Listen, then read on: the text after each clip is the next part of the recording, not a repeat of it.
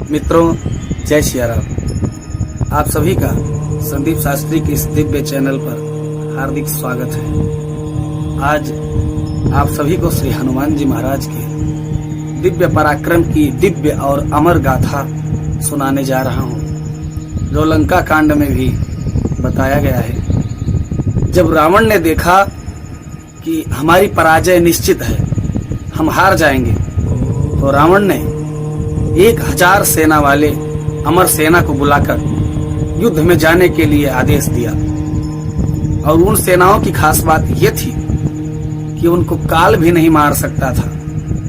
विभीषण के गुप्तचरों से समाचार मिलने के पश्चात श्री रामचंद्र जी को चिंता हुई कि हम लोग इनसे कब तक लड़ेंगे, सीता का उद्धार और विभीषण को राज तिलक कैसे दिया जाएगा, क्योंकि युद्ध की समाप्ति असंभव है। अगर इसी तरह चलता रहा, अमर सेना आती रही और कोई सेना आती रही, तो आखिर युद्ध समाप्त कब होगा।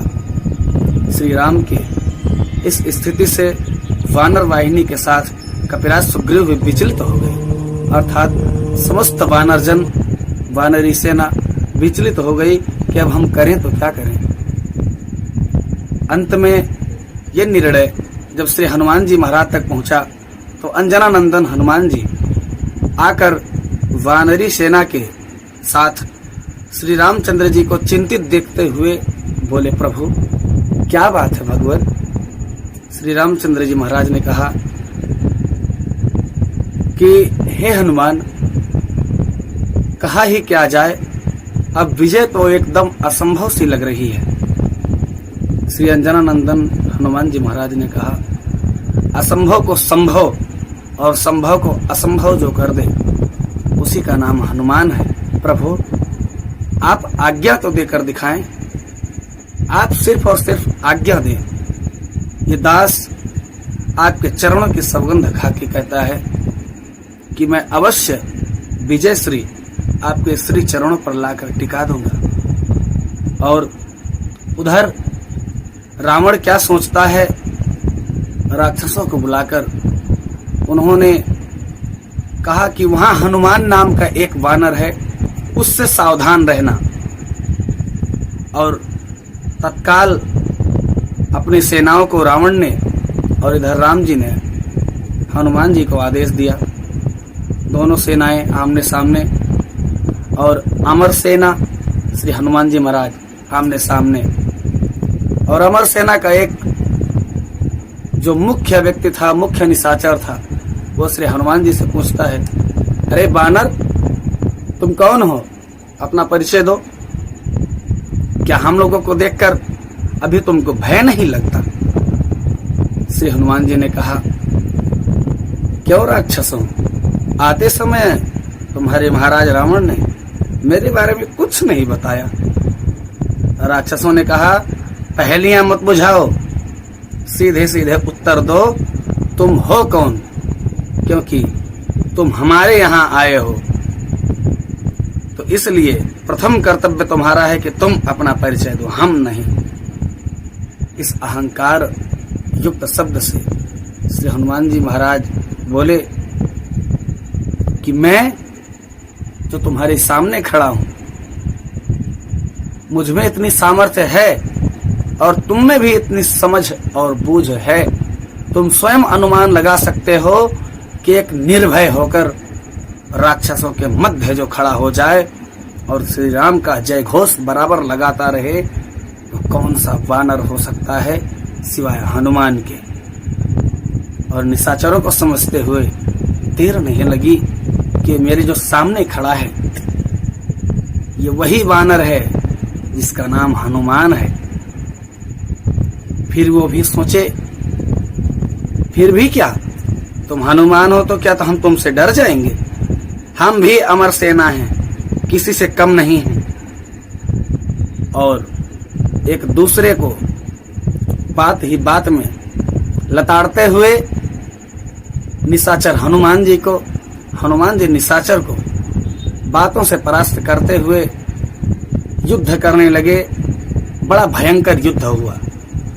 पवन पुत्र की मार से राक्षस रणभूमि में ढेर होने लगे। और 1/4 सेना जब बची तो पीछे से आवाज आई, अरे हनुमान, हम लोग अजर अमर हैं, हमको जीतना संभव है। अतः अपने स्वामी के साथ लंका से लौट जाओ, इसी में तुम सबका कल्याण है।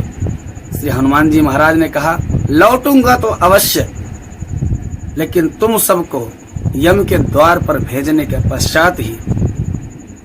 और राक्षसों ने जब हनुमान जी से ऐसी बात सुनी तो राक्षसों ने जैसे ही एक साथ मिलकर हनुमान जी पर आक्रमण करना चाहा, वैसे ही पवन पुत्र ने उन सबको अपनी पूंछ में लपेट करके पृथ्वी के गुरुत्वाकर्षण बल के ऊपर भेज दिया, अर्थात अंतरिक्ष में भेज दिया, जहां आज भी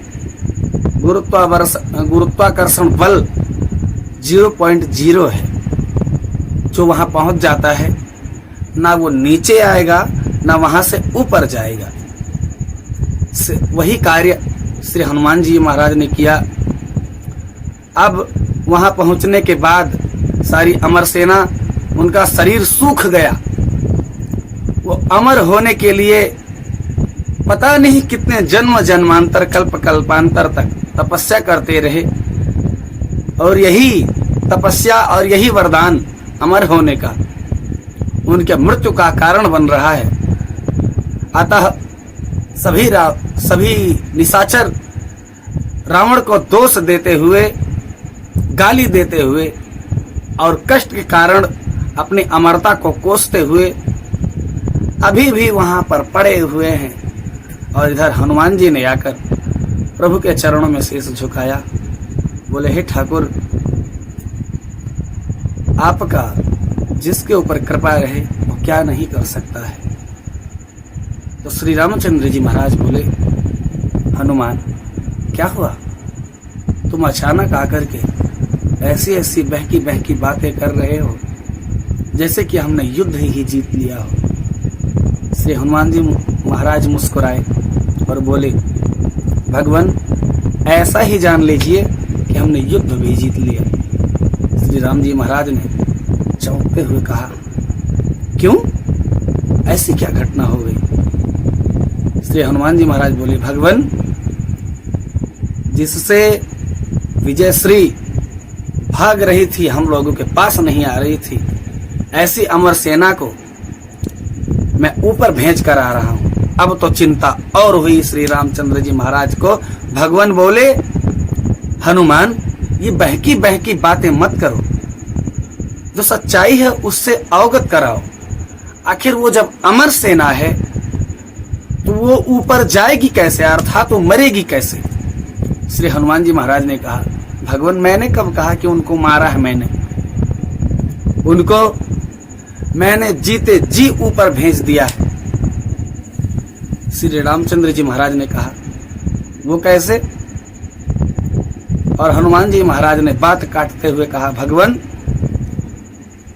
वो इतने ऊपर चले गए हैं कि ना अब वो नीचे आ सकते हैं ना ही ऊपर जा सकते हैं। मैंने पृथ्वी के गुरुत्वाकर्षण बल के ऊपर भेज दिया है, अर्थात अंतरिक्ष में, और जिसके प्रभाव से वो ना नीचे आ सकते हैं ना ही ऊपर जा सकते हैं।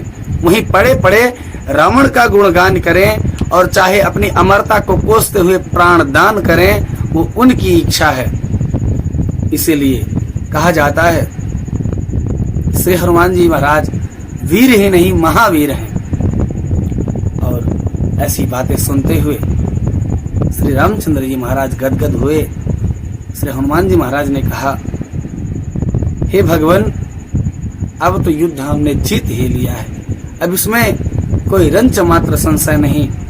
श्री हनुमान जी महाराज के मुखारबिंद से ऐसी बातें सुनने के पश्चात श्री राघव सरकार ने श्री हनुमान जी महाराज को गले लगाते हुए कहा, तुझ सा उपकारी और नहीं, सुर नर मुनि सकल चराचर में, बलबीर हुआ तू अमृत नीर, बिरही जीवन की तरुओं में। हो सकता नहीं। तो इसी भांति श्री रामचंद्र जी महाराज श्री हनुमान जी महाराज की बड़ाई करते हुए उनको हृदय से लगाकर वरदान देते हैं, यह हनुमान, जब तक ये धराधाम माँ गंगा का पुनीत कलरव, माँ यमुना का अस्तित्व, भगवान सूर्य, भगवान चंद्रमा का पावन अस्तित्व इस धराधाम पर है, तब तक तुम यहाँ पर रहोगे। और अविरल भक्ति का वरदान देने के पश्चात श्री रामचंद्र जी महाराज की दिव्य उद्घोष से जय जय श्री राम, जय जय श्री राम, जय जय श्री राम के दिव्य जय घोष के साथ समस्त वानरी सेना भाव विभोर हो गई। इसीलिए श्री रामचंद्र जी महाराज ने हनुमान जी के लिए क्या कहा है, न कालस्य न शक्रस्य न विष्णुर्पत्तस्य च कर्माणि तानि श्रूयन्ते यानि युद्धे हनुमतः। अर्थात हनुमान जी की वीरता के सामने साक्षात काल, इंद्र, कुबेर, नर, मानव, यक्ष, गंधर्व, किन्नर, असुर कोई भी नहीं टिक सकता, क्योंकि वानराणामधीशम और विकट बाहु से हनुमान जी महाराज की तुलना किसी भी देवता से नहीं की जा सकती है, क्योंकि हनुमान जी महाराज के शरीर में समस्त देवताओं की शक्ति विराजती है और अपने शक्ति से युद्ध कौन करेगा। तो इस तरह ये दिव्य गाथा विश्राम हुई। और ये जानकारी अच्छी लगे तो चैनल को सब्सक्राइब करें, लाइक करें और शेयर करें। जय जय श्री राम।